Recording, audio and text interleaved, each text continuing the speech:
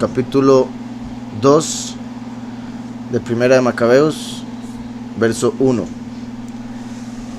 Por ese tiempo entró en escena Matadyahu, sería, por si algo, Matadya, regalo de ya. Por ese tiempo entró en escena Matadya, hijo de Yohanan y nieto de Shimón. Era Cohen, descendiente de Yoyarib, había nacido en Jerusalén, pero se había establecido en Modín. Esto es importante, Modín. Vean que se parece mucho a la palabra Moedim, ¿verdad? Parecería ser exactamente la misma. En hebreo una diferencia de una letra. Modim, Moedim.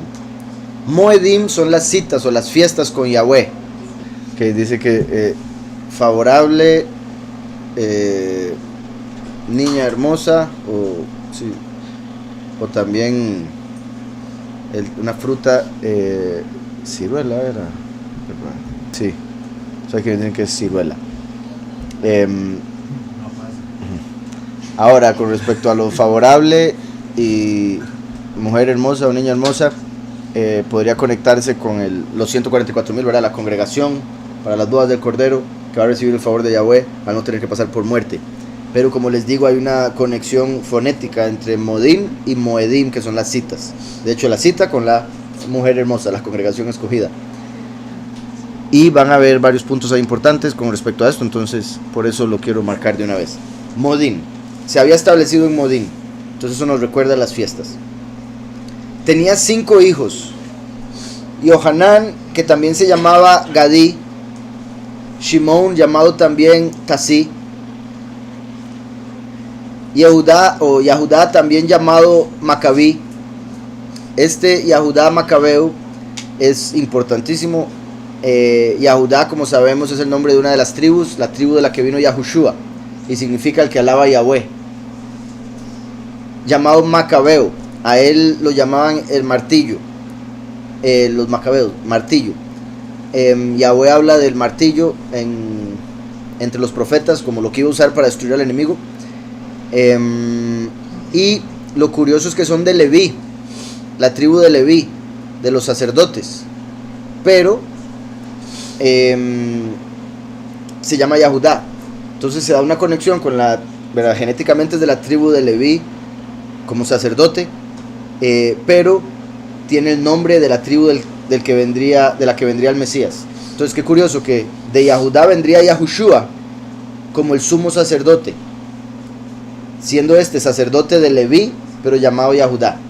Y Yahushua trae el sacerdocio de Melquisedec, ¿verdad? Un sacerdocio celestial. Entonces Yahudá también llamado Macabí. Eleazar, que también llevaba el nombre de Abarán.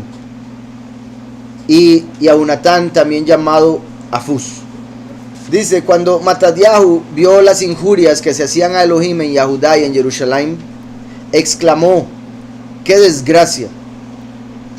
Haber nacido para ver la ruina de mi pueblo y de la ciudad apartada, tener que quedarme con los brazos cruzados mientras que ella cae en manos de sus enemigos y el templo queda en poder de extranjeros.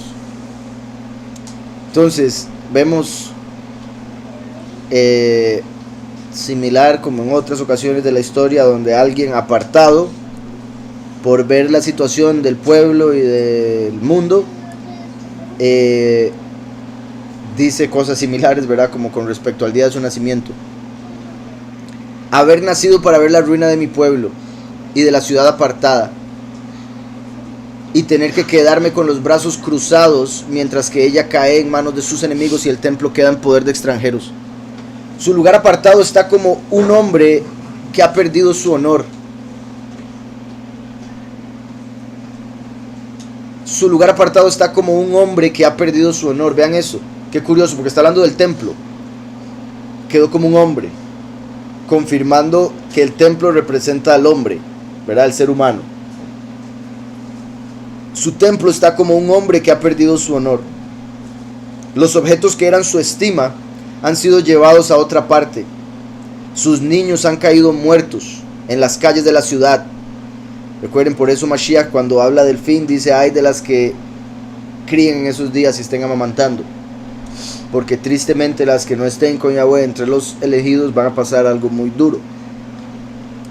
Dice: han caído muertos en las calles de la ciudad, sus jóvenes han sido acuchillados por el enemigo.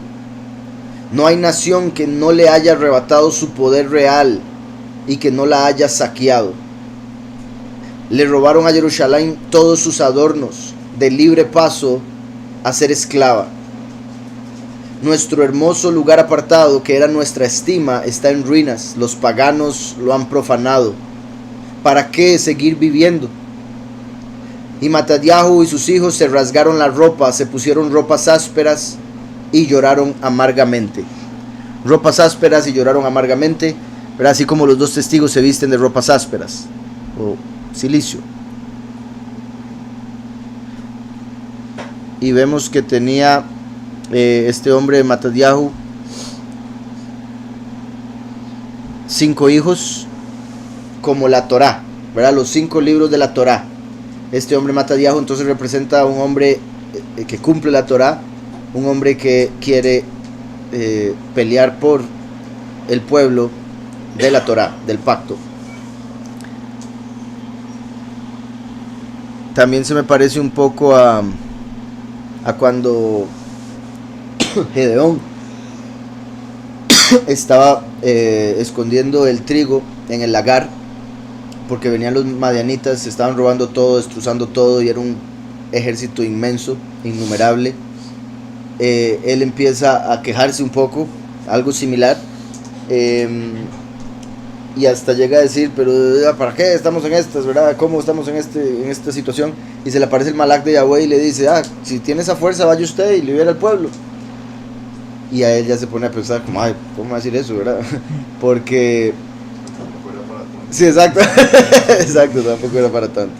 Entonces, al final el malak le dice que se prepare, que sí lo va a poder hacer, y va con 300, ¿verdad? Y terminan venciendo. Similar aquí, este hombre ve lo que está pasando y dice que qué mal estar aquí de brazos cruzados, pero al final no se va a quedar de brazos cruzados, y sus hijos tampoco, que representan a los escogidos, sus hijos. Dice: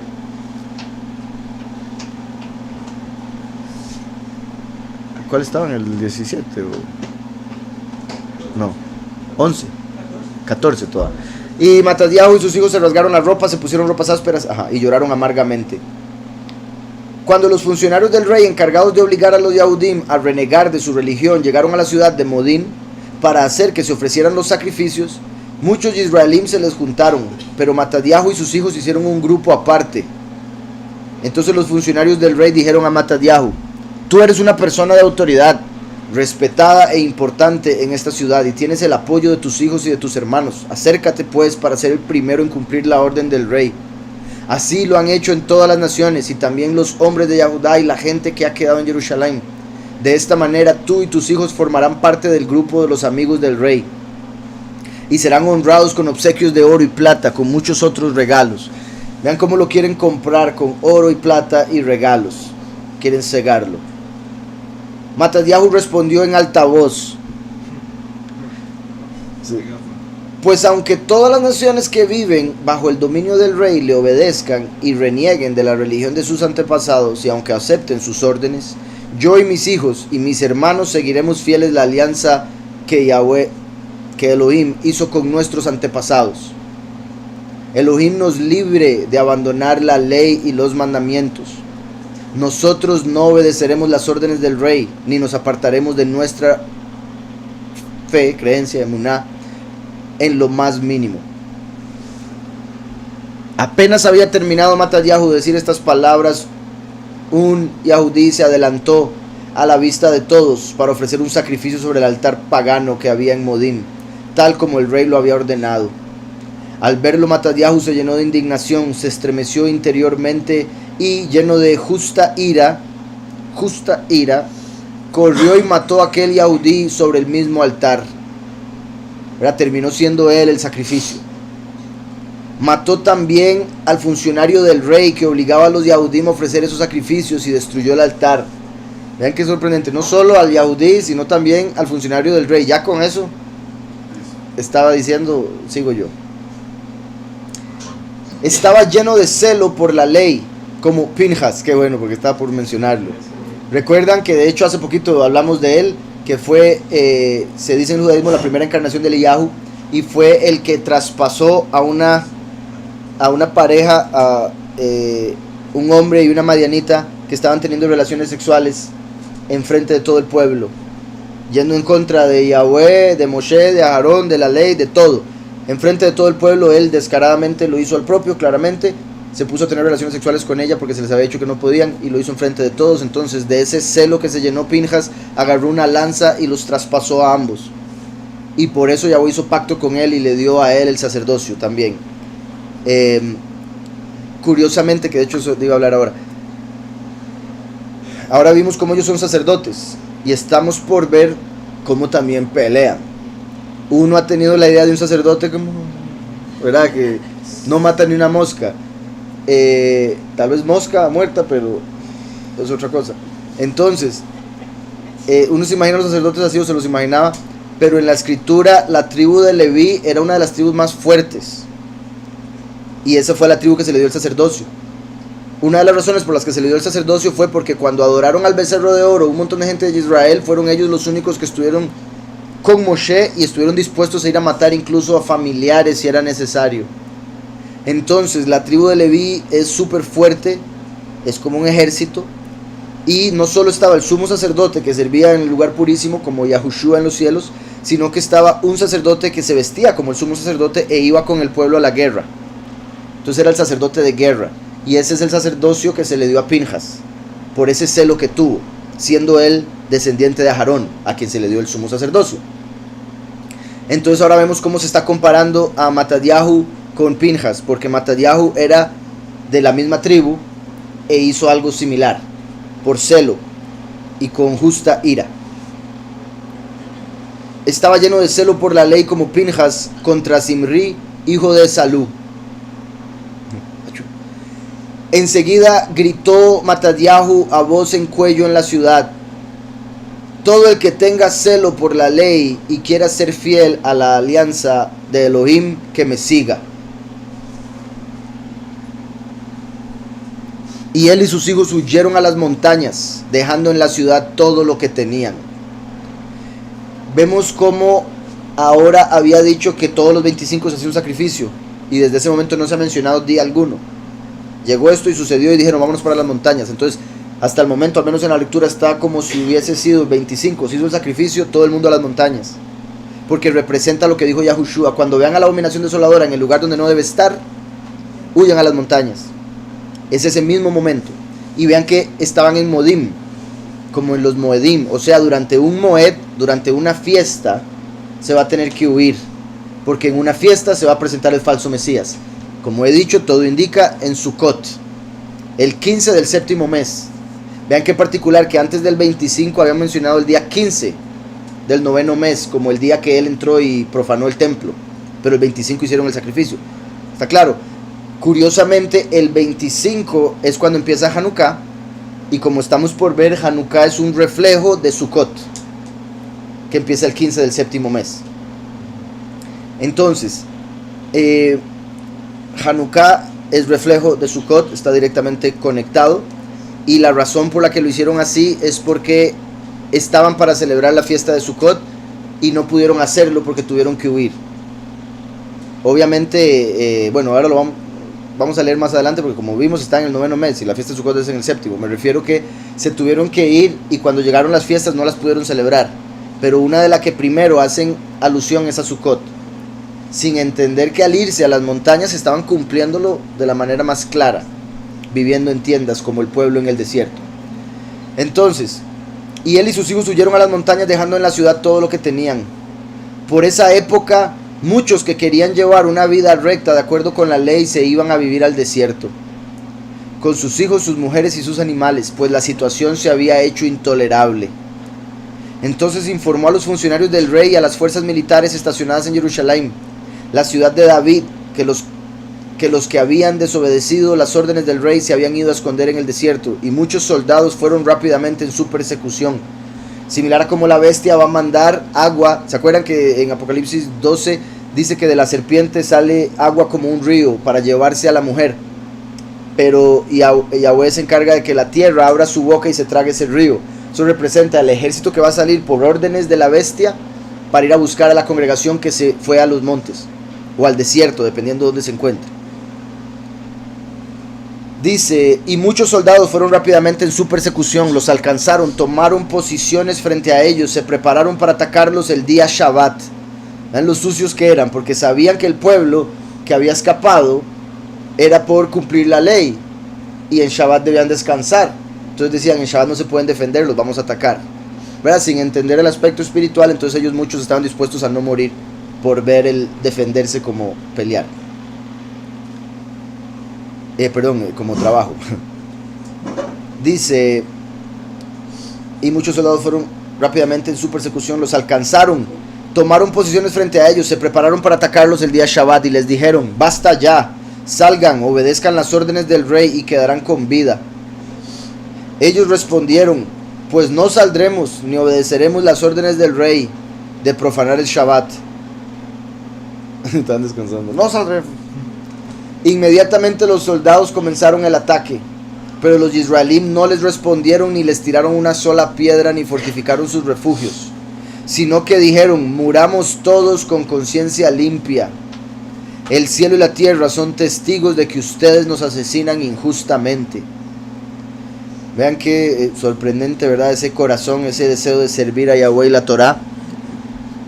Y también en cierta manera, pues claramente a estos griegos les valía. Ellos más bien pensaban que estaban sirviendo a su poderoso al matarlos.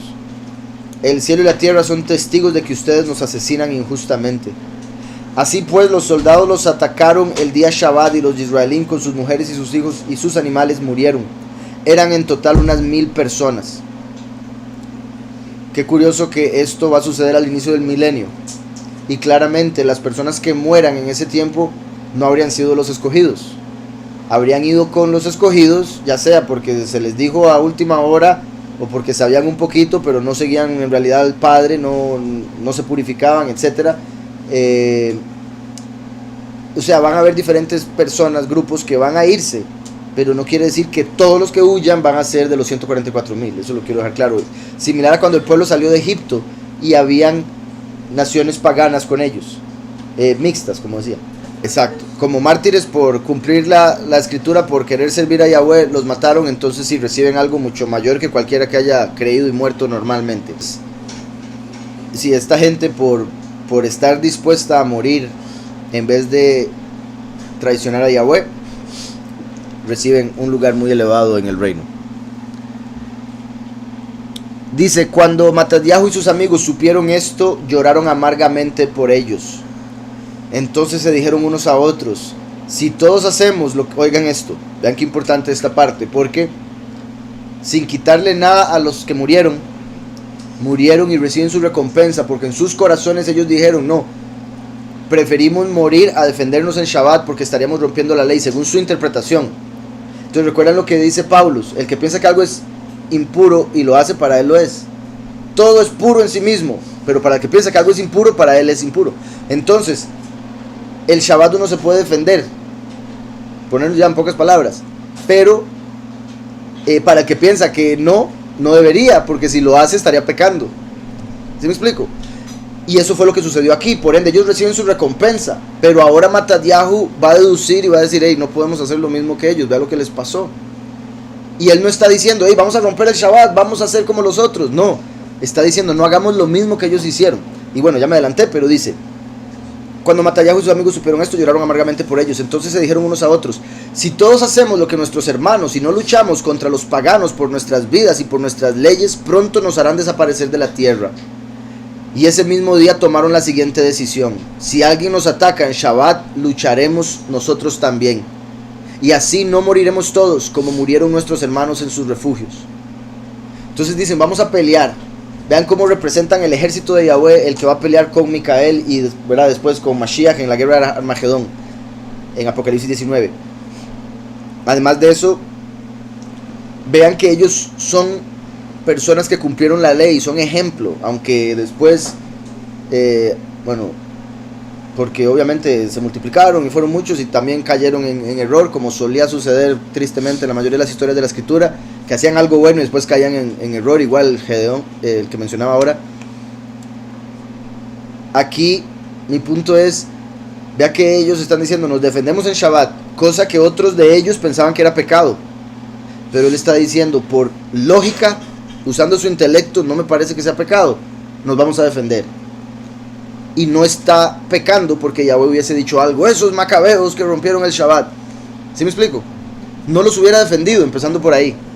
Se unió a ellos un grupo de Hasideos, dice aquí, Hasidim. Son piadosos. De Gesed, que es favor, misericordia. Así se le llama, Hasidim. ¿Cómo dice la otra traducción? 42. Leales, fieles. Ok, toda. Los fieles. Entonces se unió a ellos un grupo de fieles y israelín valientes. Giborim, ¿verdad? Sería aquí valientes. Todos decididos a ser fieles a la Torá. Y eso, repito, si fuese pecado defenderse en Shabbat o hacer algunas cosas en Shabbat, iría en contra de lo anterior, al decir que guardaban la ley. Además, todos los que querían escapar de la terrible situación se les juntaban y reforzaban sus filas.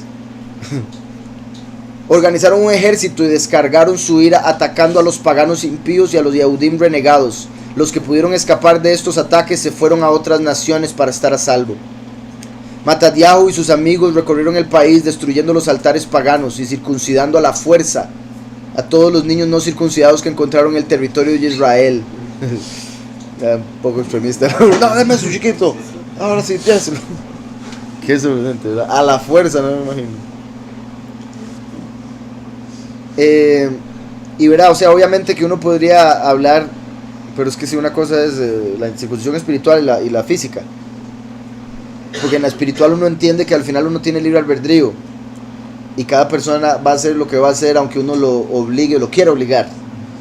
Pero en la carne, en la letra, eso no se entiende y por ende también lo pensaban como son niños. Y los papás están tomando la decisión por ellos. Pues nosotros vamos a tomar la decisión de matar a sus padres y circuncidar a sus hijos.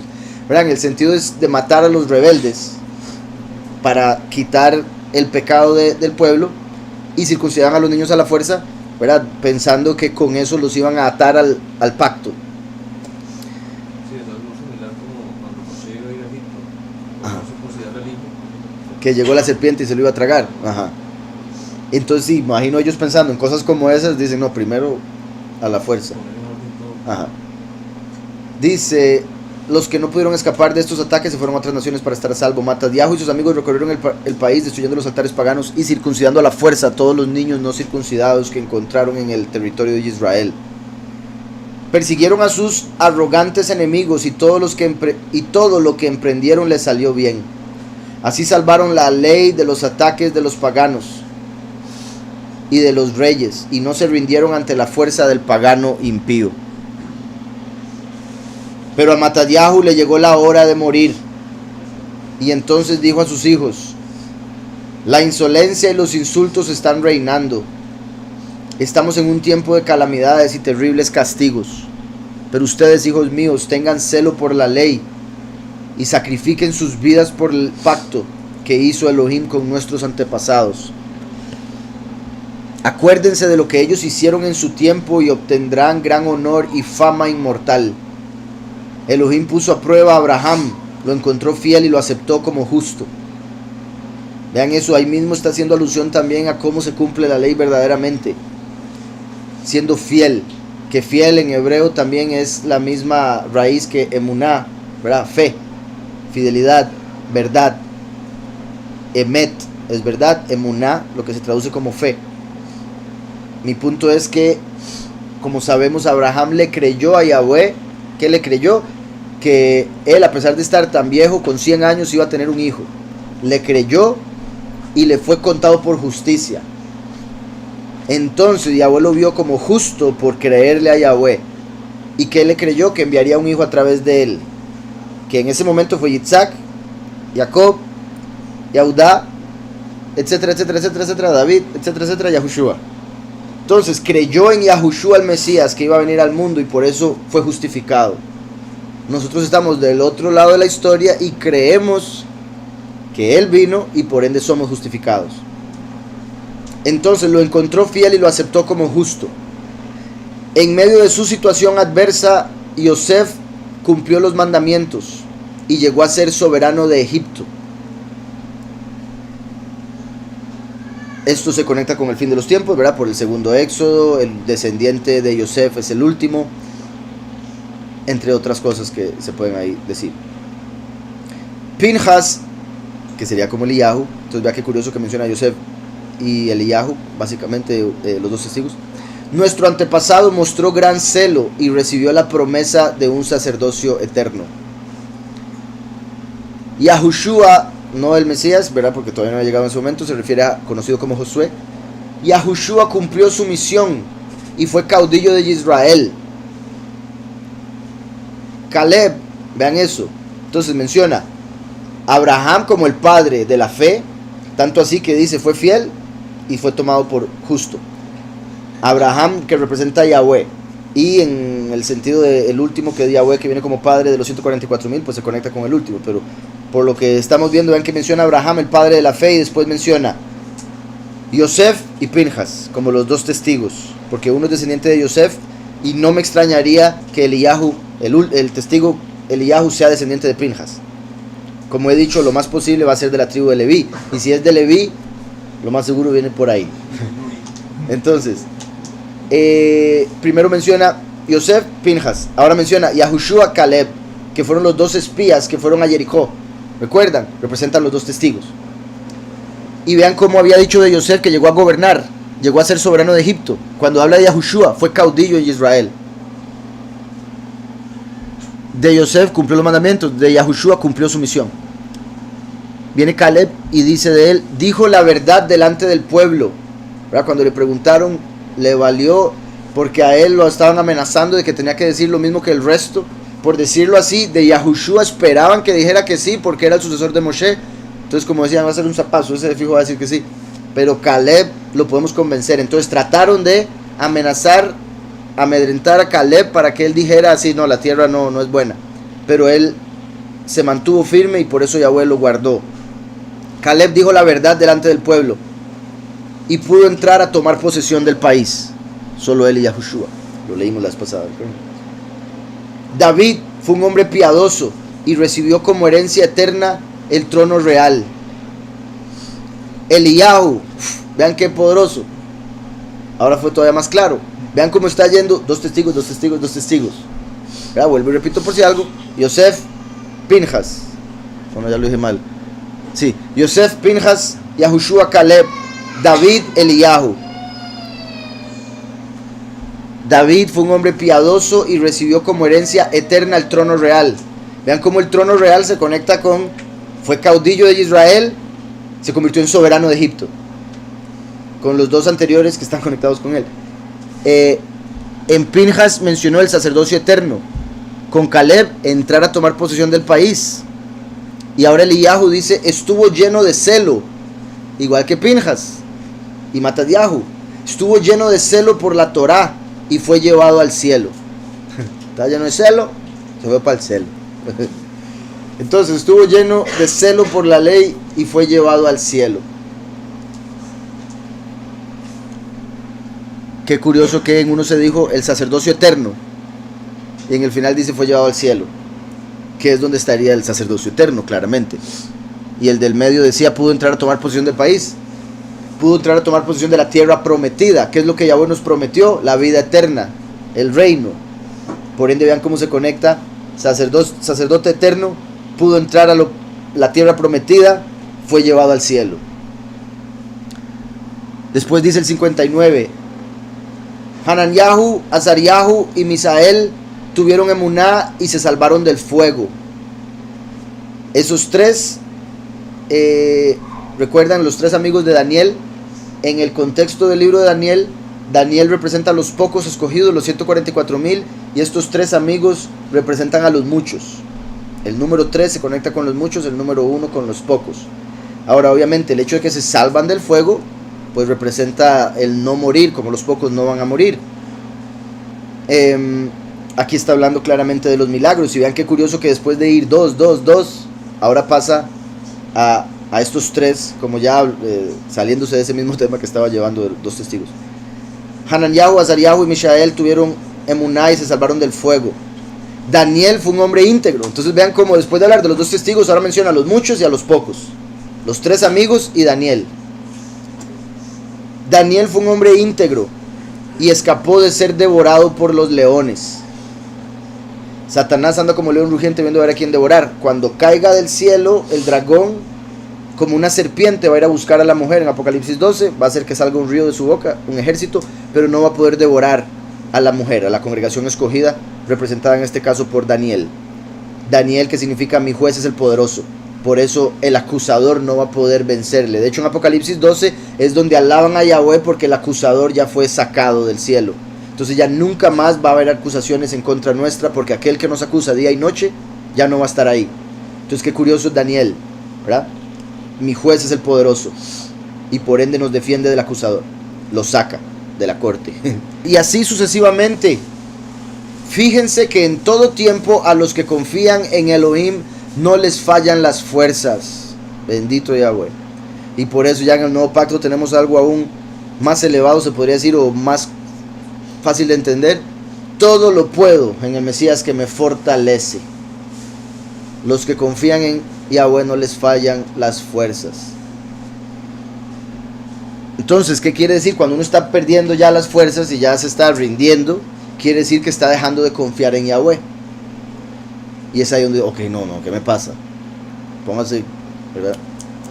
Y lo digo porque no es como para que alguien que pueda estarse sintiendo así desesperado se sienta como que se le está acusando, oh, usted no confía, sino que se estudie y diga, sí, me está faltando confianza en Yahweh, me está faltando emuná. Dice, no tengan miedo de las amenazas de un impío. Sus honores terminarán en la basura, comidos por gusanos. Hoy se levanta, pero mañana desaparecerá, porque habrá vuelto al polvo y sus planes se reducirán a nada. Pero ánimo, hijos míos, sean valientes y apóyense en la ley, pues ella será su mayor estima. Ahí queda Shimón, su hermano. Yo sé que es hombre prudente, háganle caso siempre, él hará de padre con ustedes. Shimón, que significa el que escucha, o a quien el poderoso escucha. Bueno, ahí no está él, pero sí, quien es escuchado. Él hará de padre con ustedes. Y a Judá Macabí, fuerte y valiente desde su juventud, será el jefe del ejército y peleará las batallas de su pueblo. Vean qué particular que Yahushua es el intercesor, es el que es escuchado por el Padre. Él representa al Padre en el aspecto de que vino como su mensajero. Dice aquí queda Shimón, su hermano. Yahushua vino y nos hizo hermanos a través de su muerte. Yo sé que es hombre prudente, nadie más prudente que Mashiach. Háganle caso siempre, de fijo, debemos cumplir todos los mandamientos que Él nos dé y nos da. Él hará de padre con ustedes, en el sentido que representa al Padre Todopoderoso. Y a Judá Macabí, ese representaría la segunda manifestación, el último. Que de hecho, repito, es, voy a leer el verso ya que lo mencioné, el martillo. Voy a leer el verso que mencioné, que Yahweh menciona en los profetas del martillo. Verso 23-29 de Yirmiyahu. No es mi palabra como un fuego, dice Yahweh, y como un martillo que quebranta la piedra. Vean que curiosamente menciona el fuego y el martillo. Y recuerden que Yahushua es el agua, el último es el fuego, entonces el último es también el martillo. Martillo es una de las traducciones de Macabí, como diciendo mi martillo, por ende está representando a ese último, que se llame Yahudá, porque es el que trae la alabanza de Yahweh a través del ministerio verdadero, la doctrina verdadera, Yahushua, adorar a Yahweh a través de Yahushua. El hecho de que el último viene como David, y también obviamente que todos en Yahushua somos Yahudim, ya no hay griego ni Yahudí, todos somos uno, ya no hay hombre ni mujer, todos somos uno, somos Mashiach, Yahushua, porque para nosotros el vivir es Mashiach. Entonces, no es mi palabra como un fuego, dice Yahweh, como un martillo que quebranta la piedra, ¿verdad? En este caso como los ídolos, la mentira, Recuerdan que Yahushua es la piedra angular, pero fue rechazada por los edificadores, porque los del mundo quisieron otra piedra, y ese sería Lucifer, que es llamado en Ezequiel 28 el rey de Tiro. Tiro en hebreo es Tzur, que significa una piedra, una roca. Esa es la que escogieron, y esa es la piedra que rompe el martillo que Yahweh manda como fuego consumidor. Entonces Yahudá Macabí, el que alaba a Yahweh como un martillo.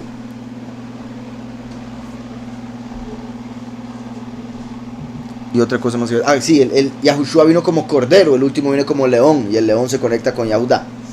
Entonces Yahudá Macabí, fuerte y valiente. Yahweh dijo que él vendría como un poderoso gigante, como un Gibor, que eso es un valiente. En Jeremías también. Mas Yahweh, verso 11 del capítulo 20, mas Yahweh está conmigo como un poderoso gigante. Por tanto, los que me persiguen tropezarán y no prevalecerán, serán avergonzados en gran manera porque no prosperarán, tendrán perpetua confusión que jamás será olvidada. Isaías 42:13. Yahweh saldrá como un gigante. Ahora, eso no quiere decir que va a venir como un Nephilim, ¿verdad? O que va a venir literalmente. Recuerden que curiosamente Shaul, que significa deseado, también se llama Paulus, que significa pequeño. Porque viene con doble porción, viene como con una doble, o sea, lo físico y lo espiritual como muy contrario, o dos partes muy diferentes. Y repito, no viene como un Nephilim, como uno de los Nephilim, que son abominables, pero curiosamente es Micael hecho hombre. Entonces es un Malach viniendo como hombre, y por eso se podría decir que se utiliza ese término. Ahora, aquí, repito, en Génesis cuando se usa Nephilim dice gigantes. Aquí cuando dice gigante en hebreo lo que dice es Yahweh Kagibor, Yahweh como un Gibor, que viene de Geburá, que es valentía, severidad, fuerza, como del nombre Gabriel también. Geburá, Gabriel, Giborim. Entonces viene como un Gibor, y ese término Gibor se usaba con los Nephilim. Por eso es que ahí pusieron gigante. Debieron poner valiente, pero bueno. Yahweh como Gibor saldrá como hombre de guerra. Como hombre de guerra. Yahushua vino en Shalom a traer misericordia. El último viene a hacer guerra porque viene un caballo blanco con el arco. Pero su guerra no es con ejército, es con el espíritu de Yahweh, por si algo. Como hombre de guerra. Gritará. Dará su grito de guerra. De hecho, Isaías 42 es poderosísimo. ¿Se acuerdan eso que acabo de decir? De que son dos lados, dos formas de verlo que parecen ser contrarias. Lo carnal y lo espiritual. O la doble porción, es lo que quería decir. En Isaías 42, pueden ver el estudio después.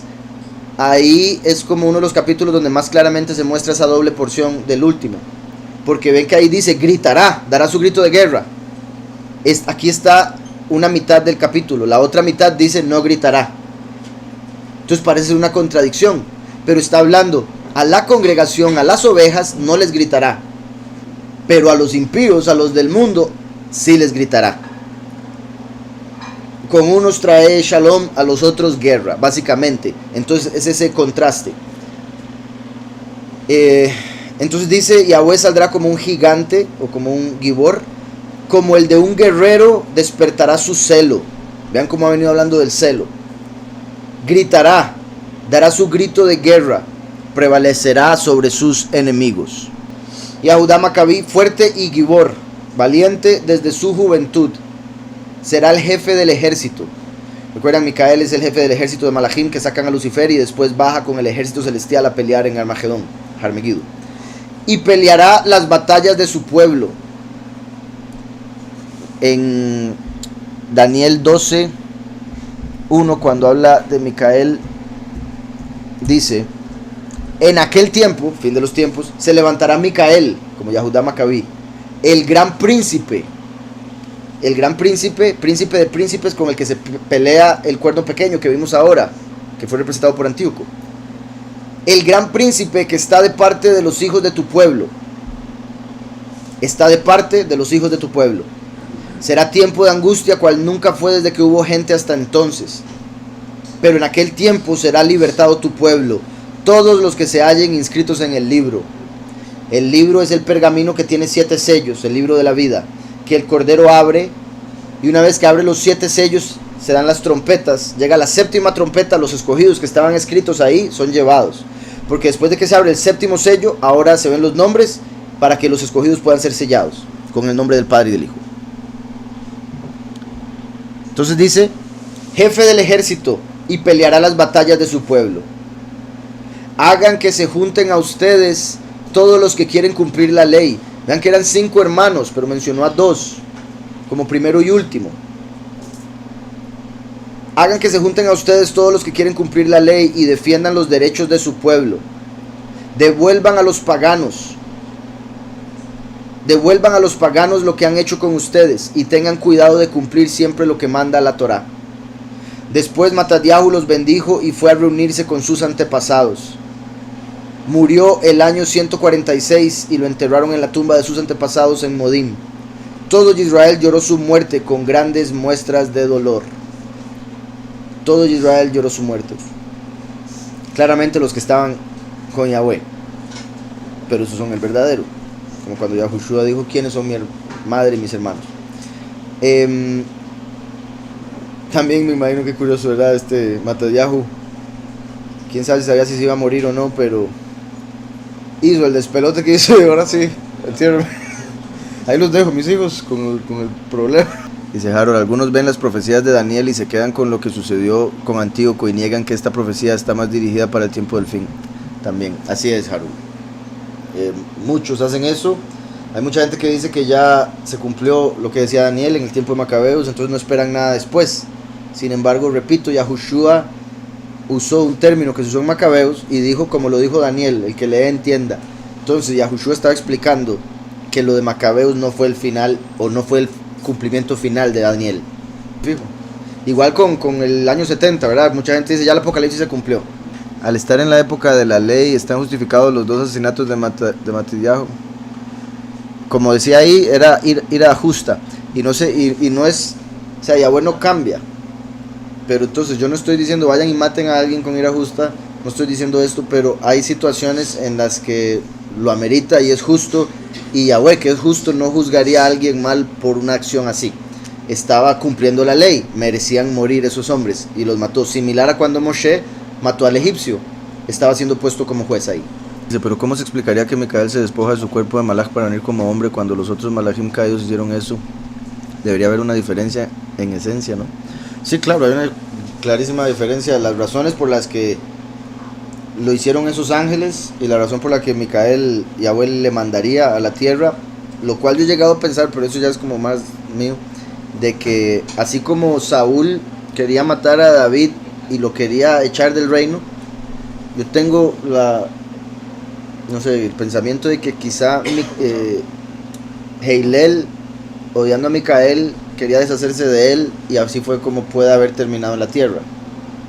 Pero eso, repito, es algo por la conexión que hay en otro montón de detalles con Saúl y David, que tomo en cuenta ese detalle y una posibilidad. Por otro lado, Micael no vendría como esos ángeles que entraron como adultos a tener relaciones sexuales con las mujeres para tener hijos en este mundo. Micael vendría y nacería como un niño, entonces sería como una parte de Micael, siendo esa, así como toda persona que ha nacido, y no dudo que otros malajim hayan podido nacer, pero toda persona que nace es un alma que entra en ese cuerpo que se formó con la genética. Esa parte de Micael bajaría como el alma y entraría en ese cuerpo que le formaría Yahweh de la tribu de Yosef. Entonces sí es diferente a como fue en el principio, no solo la razón, propósito, la forma en que se manifestaría.